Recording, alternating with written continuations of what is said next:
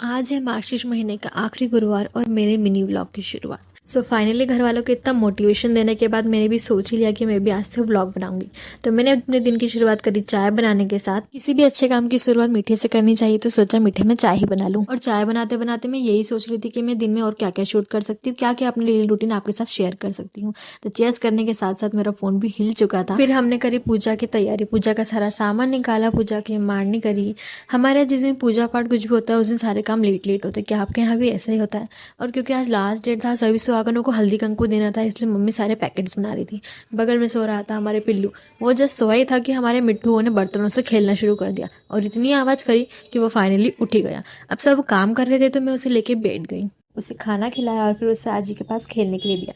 और चीकू और भैया जिस तरह से खेल रहे थे मैंने सोचा रिकॉर्ड कर दो, और जब रिकॉर्ड किया तो उसका रिएक्शन कुछ इस तरह। और साथ ही साथ हो गई थी आरती की शुरुआत, तो मैं चली गई सबके साथ आरती करने।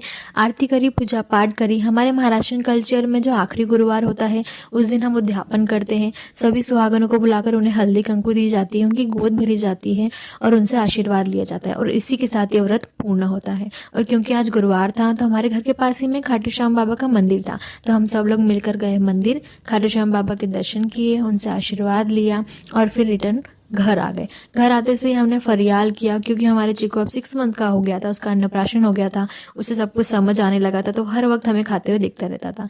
और इसी के साथ आज मार्गशीर्ष महीने का आखिरी गुरुवार की पूजा संपन्न है। और आपको मेरा मिनी ब्लॉग कैसा लगा ज़रूर बताइएगा।